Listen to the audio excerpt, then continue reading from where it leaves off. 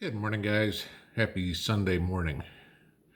So, this subject kind of came up, it's one of those things where, a light is shining on me saying, this is what you need to talk about today.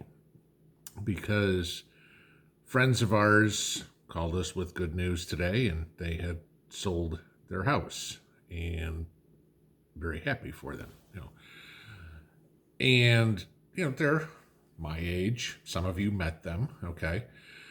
Uh, but it was your average middle class house that they sold, and they bought their house here. Okay, perfect. Not a mansion, average middle class house. Perfect. But it got me, thinking as I was reading stories today. And you wonder where the world went to shit. I can tell you pretty much exactly, and the numbers came out today, or a story came out today that kind of tells me exactly why we are falling into this I love socialism crap. Okay? Now, most of us that are my age, older than me for sure, and probably some that are within a decade younger than me, we kind of grew up on the American dream. All right? And I want to read you a quick definition of the American dream. Home ownership is frequently cited as an example of attaining the American dream. It is a symbol of financial success and independence, and it means the ability to control one's own dwelling place instead of being subject to the whims of a landlord.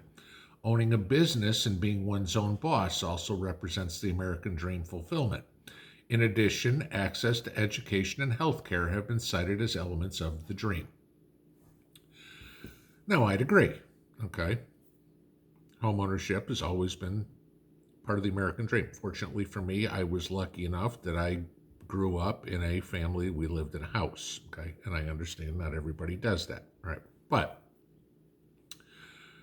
what I get the difference is, and what bothers me more than anything else, is the generations behind us who are supportive of AOC and the rest of the squad, love Bernie Sanders, want to see us go to socialism, scream and cry about fairness and all this sort of crap. Okay, never worked a day in their life. Don't know how to do anything but sit there and play video games and move their thumbs. And they got the most powerful thumbs in the world. They can use joysticks for their video games and know how to text like nobody knows. I'm sorry, but this isn't a marketable skill. So it got me when I was reading this article today, and it saddens me. Okay, but it tells me exactly what's going on. The top priorities for Generation Z, which is the young ones now, and the millennials, okay, which is pretty much in between me and Generation Z, top priorities for their financial well-being. Generation Z, 35% is their personal savings or investing. You wonder why the stock market's going silly, and you got things like Robinhood and all this sort of stuff, Bitcoin. It's because you got these kids going, gee, dartboard? Poink. Oh, I'm buying this company today. Okay, that's their idea of investing. Not buying a house. House is a secure investment, but personal savings or investing. I'm going to have a little bit of problem because savings and investing, my guess would be in a house. Okay. Second one, no question, I'm going to agree with. Paying off debt. All right. I'm not going to belittle anybody on this one. 27% of Generation Z and about 34% of millennials, that's their priority. I'm cool with that one. All right. No problem. Saving for a home. 15% or 16%, of Generation Z and about 21% of millennials. That's their priority. Now, again, if you start looking at age, we're talking about people that are roughly early 20s to 40 at this point. Okay, if you're younger than that, you're not buying a house at 19, but you're still in school. But the silly part where I look at it is that's, a 10% drop from personal savings or investing. So obviously they're losing that education part, that buying a home is an investment. It's probably the biggest investment you're ever going to make. Okay. I mean, if you're silly enough to go out and spend a couple of $100,000 on Bitcoin, okay, you get what's coming for it. Maybe you get rich, maybe you get poor. Okay. But in the house, you're not going to. But here's where it gets really silly. Remember, like I said, 16% saving for home. Generation Z, 12% other large purchases like a car or a wedding, or 10% travel or recreation. So almost as much people think buying a car or going on vacation is as important as saving for a home. Millennials, about half the number, okay? 10% large purchases, 10% travel, as opposed to 21% saving for a home. Okay. But this is the thing, and you wonder why there's so many people that are happy with the, gee, give me everything. Oh, free housing? Cool. Because they have not been educated at all to the point of self-sufficiency. Okay, and I define the American dream. They have blown up the American dream. Okay, where is the house, the car, the kids? Okay, we know marriage age is going up, childbirth is going down. All right, it's too much of the me generation. They're more worried about, I'll live in mom's basement and I'm going to go out and party and I'm going to travel Europe after school, backpack through Europe or whatever it is. That's the idea. Okay. The work ethic has gone to shit. And the other problem that you get is these kids do not have a realistic idea of economics at all. All right. Oh, I just graduated college. Where's my Mercedes? And I need the same big house that mom or dad has. Say, mom and dad have been working for 20 some odd years to pay for the house and probably still have a mortgage. Okay. So there was another story today that was on food banks. And the headline is, U.S. food banks struggle to feed hungry amid a perfect storm of food inflation. We're all going to agree with that, okay? Food is going through the freaking roof. But the catch in the article that I read here was this sentence. Oakland resident Sonia Lujan Perez, 45, pays $2,200 in monthly rent and has no money left to feed her family.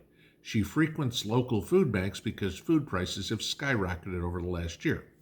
Now, I'm not going to question whatsoever that food prices have skyrocketed over the last year. We've talked about that crazy. What I'm going to question is, what kind of drugs are you on that you're paying $2,200 in monthly rent? I looked this up. A $2,200 a month mortgage would be a roughly $400,000 home on an FHA loan of 3% down, $12,000 down. So you'd be financing $388,000, and with PMI, your mortgage payment would be $2,252. A $400,000 house. That's twice what I paid for mine, including 2 acres. Now, she lives in Oakland.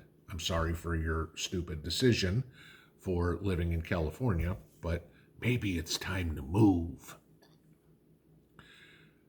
This is the crazy thing. There was another story today about something like 70% of office workers are not going back to the office now that COVID is over. Remote work is the future, guys. Companies see, I mean, understand this. The biggest expense any company has is its employees. Okay, got to pay salaries, got to pay taxes, benefits, whatever it would be. The second biggest expense that any company has is its brick and mortar, its office space, its store space, whatever it would be. Okay. You don't need office space. And companies are realizing this, going, if everybody can work at home, we don't need to have the 22nd floor of the One Summit Square building or whatever it would be anymore. Everybody can work from home and we don't have to pay rent for, this huge building. So now you have this person that lives in Oakland going, all right, go live in Elko, Nevada, where it's going to be a hell of a lot cheaper and you can still do your same job. Now, if you're working at the local 7-Eleven, obviously you can't do that.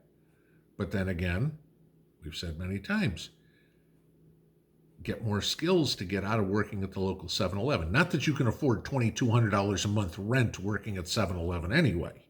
So obviously, somebody that's paying, what, $26,000, $27,000 a year in rent, has more skills than a minimum wage job. So this is the thing. But getting to the point, logic makes no sense. And you wonder why we've got where we are. Why people are going, I got to live with mom and dad. I can't afford a house. It's because you want a $500,000 house. Go buy a starter home. And I don't want to hear this, starter homes are $300,000, $400,000. Well, yeah, if you're looking at living in some expensive area, go look at less expensive areas. For $400,000 where I am, I'd have a half a freaking mansion. Okay. $400,000 will buy you a very nice house in Knoxville. You don't need that. You're young. Work toward it. Buy something. Grow with it. Pay it off. Get some money. Move up. Very, very, very few people buy a house when they're 25 and still live in that same house when they retire. Most people buy it, starter home, sell it, move up in about 10, 15 years into another home, and some even go into a third home. Okay, most 2. Okay, some 3. But this is why socialism is taking over the country, because our kids do not have their economic priorities straight because they weren't taught it, not only by the schools, but by the parents. Not saying that it was us, because I know there's plenty of us that do. Okay, and I've heard and read many stories from many of you guys, even when we had the meeting back in October, seeing people bringing their kids and the kids participating in doing all this. Those kids that I saw that day gave me hope for the future. It's the kids like the AOCs and the Ilhan Omars of the world that are destroying the country. Guys, the schools are the future. We're all going to retire one of these days. And those kids right now that are 25, 30 years old, kids to my age, call them a kid, they're going to be the future leaders of this country. Do they follow Bernie Sanders in the socialist path, or do they follow the capitalist path? We need to really make an effort to control our own future by having input into the younger generation's future. Even if we don't have kids, Be active. School board, whatever would be. Church program, Boy Scouts, do something. We're the ones with the moral high ground here. It certainly ain't the AOCs and the Bernie Sanders of the world who have the moral high ground. We need to show these youngsters what true Americanism is. There's my sermon for Sunday. Have a great one, guys. Pinball out.